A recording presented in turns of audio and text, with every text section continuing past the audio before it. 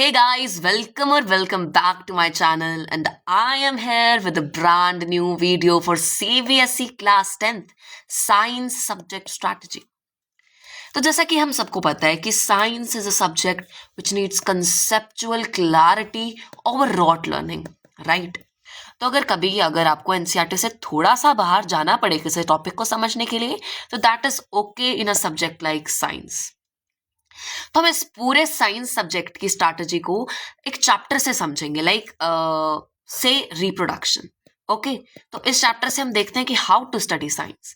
सो मान लो अगर आपने रिप्रोडक्शन चैप्टर भी शुरू नहीं किया और अगर आपको फर्स्ट टाइम के लिए वो पढ़ना है, तो before that you need to watch a one shot of any YouTuber you like. I'll also be uploading detailed lecture of each chapter, NCERT line by line. If you like those, you can also watch them. So you need to watch one shot, and after that, you will get a conceptual clarity. Like in a chapter like reproduction, you will get to know that what is DNA, sexual reproduction, asexual reproduction, reproduction in angiosperms. So you will get a overview of the chapter, like what you are going to study in it. Okay, so then what you need to follow is a close book strategy, and this is the strategy which helped me a lot for scoring good marks. So let me explain you how. So this is our NCERT for class 10. So suppose that you read this topic, do organism create exact copies of themselves?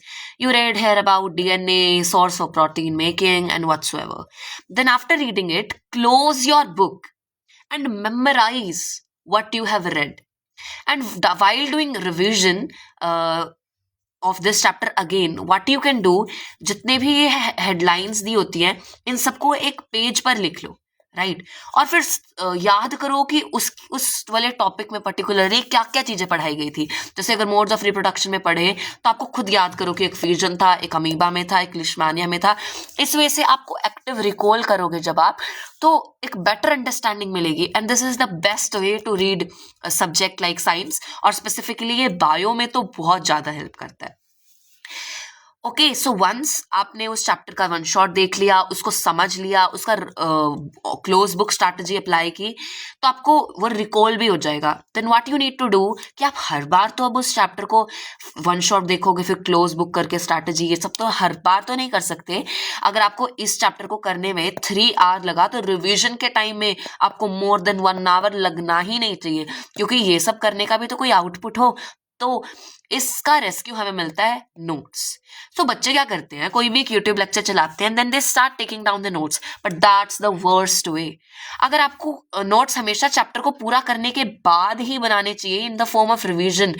कैसे? मैं तो ऐसा ही करता था। जैसे पहले one shot देखा और ये सब कर लेने के बाद मैं ना इन हेडलाइंस को ध्यान में रखते हुए अपने नोट्स बनाता था।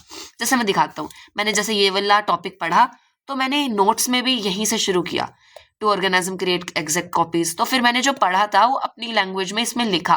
Notes is not about कॉपिंग, it's about recalling. तो आपने अपनी लैंग्वेज में और एनसीईआरटी के कीवर्ड्स को ध्यान में रखते हुए मैंने सब लिखा।